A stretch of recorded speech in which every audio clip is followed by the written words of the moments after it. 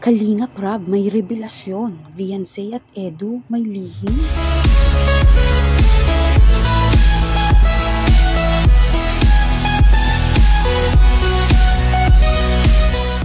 Kalingap Rab, may revelasyon. Patungkol nga dito kina Kalingap Edu at Viancy.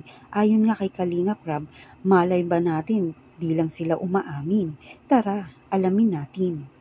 Kamusta po mga kalingap? Muling nagbabalik ang inyong lingkod, mini vlog.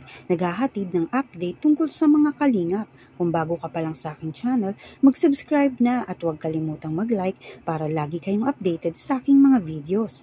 Maaaring tapusin po muna natin ang video bago po tayo magkomento.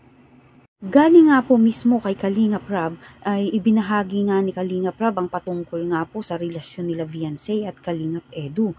Matagal naman na nga po niyang napapansin itong sa dalawa, ngunit si Kalingap Rab na mismo ang nagsasabi patungkol sa love team ng EDC. Ayon nga po sa live ni Kalingap Rab na talagang suportado ni Kalingap Edu ito ngang si Viancy at meron nga daw lihim ang dalawa at matagal na niyang nahahalata iyon. Mukhang MU daw ang dalawa. Tara, panuorin po natin ang video. Sa EDC po ang napapansin. Anong klase? Kilo? Anong klase? EDC. Sama-sama pa lang. Sila ay parang MU na sila eh. Ang mapapansin sa sila. Kagabi, hinatid pa ni Ed si Viancy. Masama tayo kagabi. Hinatid pa siya ni Ed. Pero wala si Ed na, no? Grabe talaga si Ed. Si Papa Ed, guys. Doon pa lang po sa pagkatid-hatid ni Ed. Kaya nga, wala siya. Pero hinatid niya doon sa pumunta sa kalayo-layo.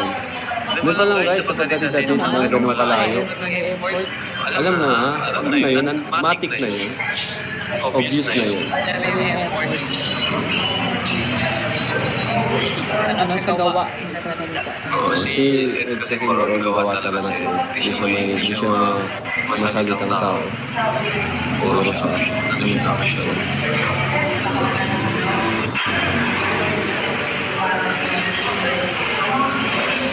Ayun, nag-post pa naman yung si Ed na dapat ano siya ng 11 mag-live.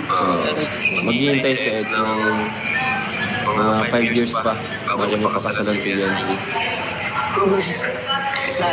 Pero mga 20 years old, propose na si Ed. Bagay naman sila eh.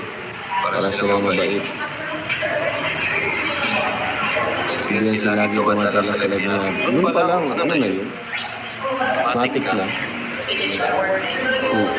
Sabi nga ni Kalingap Rab na bagay naman talaga sila, parehas pa silang mabait, kaya talagang madaming viewers ang napapaisip kina Viancy at Kalingap Edu na sana nga daw ay sila na. Kayo, ano ang masasabi niyo mga Kalingap?